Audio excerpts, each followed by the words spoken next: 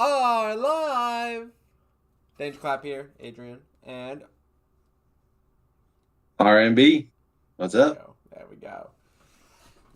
Thank you for tuning in today, and we have a few things to talk about, but most importantly is how we're going to orchestrate future live videos from now. Instead of making full length ones where it'll take time for you to watch them, we will break them up so they're a lot easier to watch, and if you're limited on time, you can still tune in and catch all the good stuff. With that being said, though, we'll start with why do you gotta be a dick? Huh? You know who I'm talking about. You know who I'm I was talking born about, this way. okay? And not you R&B, but they know who I'm talking about. Just some random acts of dicklyhood, you know? You don't have to be rude, okay? Most important of all, like the time, the situation. There's a time and place for everything, you know, and to be rude, maybe like in public or in any setting that it's not really called for, where you're gonna draw attention. That to me is like Well, what do you think it is that causes people to be rude? bad days, emotional state, you know, like it could be a laundry list of things. Maybe depends on the person. Yeah, yeah, Maybe that's yeah. just their normal behavior. I mean, if you just ran into somebody who stepped on a Lego, unfortunately, then they're probably not going to be happy campers. They might be dicks the entire time. I'm trying to think about what causes me to be rude when I'm rude. And I'll be honest, the person I'm probably the rudest to would be my spouse, the person who I live with 100% of the time. It's almost like stereotypical with the whole relationship stuff. Yeah, but it to me, it's when you're out in public and it's like, I get like what you said about the people who have a bad day or just stepped on a Lego. Haha. But you as on the other side of that, you can't really tell whether it's just their normal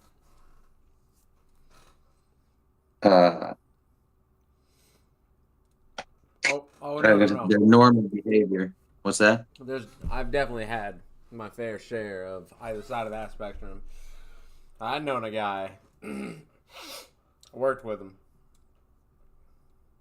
The man woke up and fell asleep being an absolute dick 90% of the time for no reason. No reason at all. No justifiable reason. Just out of nowhere. Either insulting you or being condescending or saying just some off the wall shit that's just like, it really makes you sit there and think. You're like, whoa, bro. Like, did you just wake up wanting to say that? Unfortunately, I won't get too explicit with detail, but Right, right. um, it's just like Yeah. how do you do that, like, mentally, like look at somebody in their eyes and knowing that they've done nothing wrong at all, done nothing to you, and just being an absolute fucking douchebag for no reason.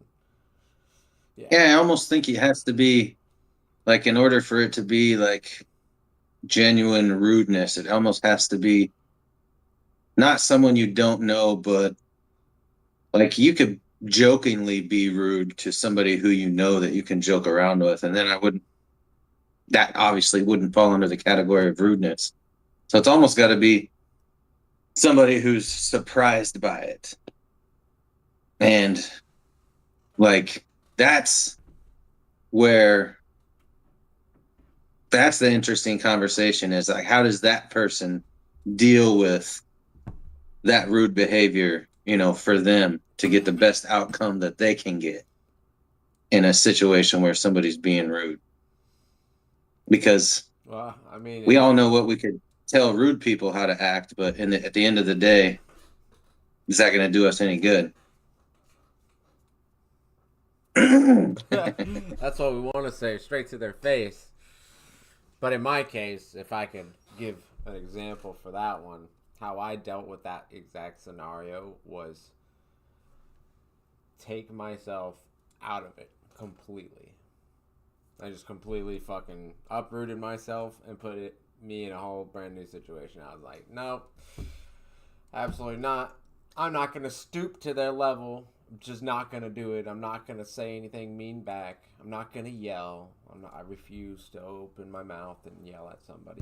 No, it's just exhausting at this point. And I avoid things now. So if I can get out of the situation, I would literally just gone. So exiting yourself from the situation. Yeah, 100%. 100%. And then obviously, there's a time and a place for that. But you don't really necessarily have that option. Let's say you're a server, or heck, if you're in any kind of business and you're selling yourself and the other person on the other side of it is being rude, you can't exactly exit yourself from the situation. I guess you could if you own your own business and then you just lose that customer. But if you work for a corporation, like as a server, you have almost an obligation to figure out how to navigate through that interaction and get the best outcome, right? Because you still want to get tipped, right? Maximize your tip. Well, I mean, I guess servers are a different breed of animal because me personally, if I was put in that environment, absolutely, the first person who would just badmouth me, I'd be like, nah, I'm out. Well, okay. I mean, I'm not gonna make, levels of movement. I don't even know what an estimate about a roundabout a server makes a night, maybe 200 a night, maybe 100 a night. I don't know. That's not worth getting any kind of verbal criticism from another person at all at any point. Okay, but there is different levels of rudeness, right? Yeah. I mean, you can have undertoned rudeness, and as long as you're in a somewhat intelligent person, you can catch those comments that are underhanded or whatever. Now I would say definitely there's a difference between maybe rude behavior and just straight up verbally abusing somebody, I guess. So, but that's an interesting one too, because I think there might be a way that you could act in that situation to maximize your benefit, I would say. So let's go with a smaller level, like not straight up calling you names openly, just lashing out on you, but just rude to the point of, if we were just talking as, individuals, And I did one of and I had the freedom to say what I want without, so you just pull out your phone? Say what? Because I try to think of anytime I've been in a situation where, again, if when I used to be a server, I've had plenty of people who were rude or working in a kitchen and being responsible for dealing with irate customers in the restaurant world. And that one sticks out to me the most just because, that's where tensions are high at certain times.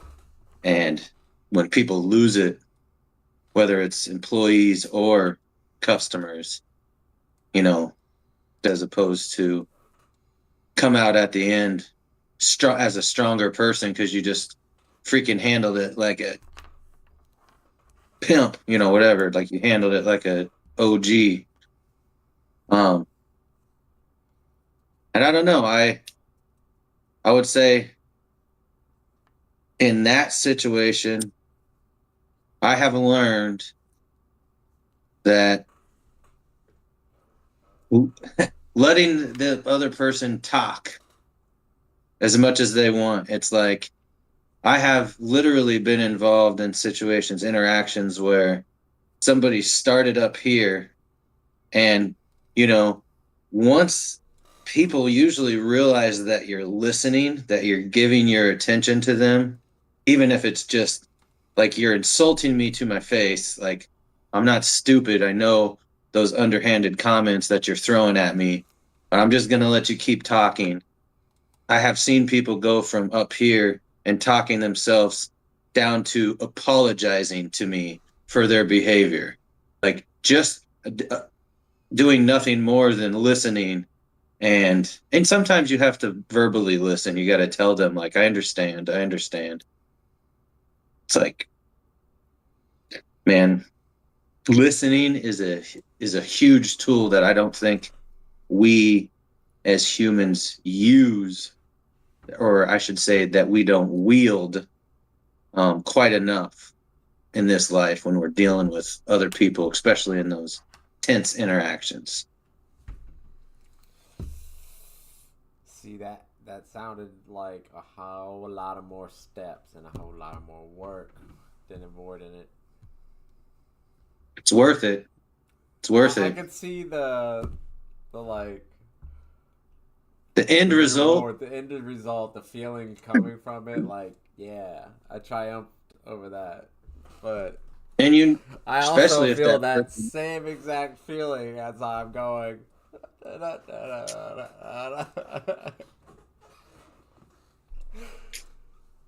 I mean, yeah, definitely. Some people you gotta get out of that situation. But No doubt you know, about that. others are just better at that, or just like handling situations those ways. Uh, It takes practice, though. That's no joke. You know, kind of. I've known people to lose jobs when they weren't the person in the wrong.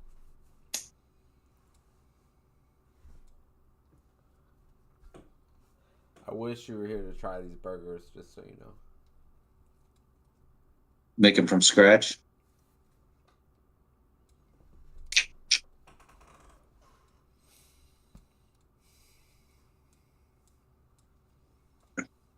We did pulled pork. We did a butt roast or pork butt on Friday.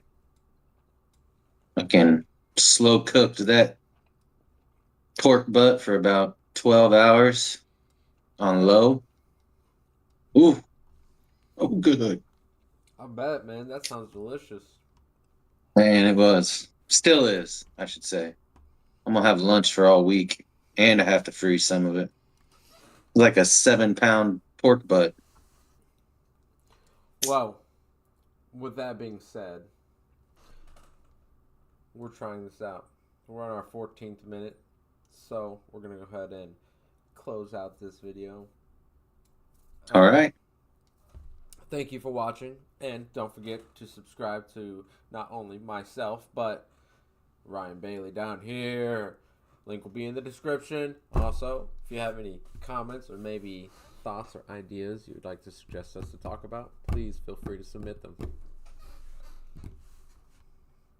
Bye. Peace.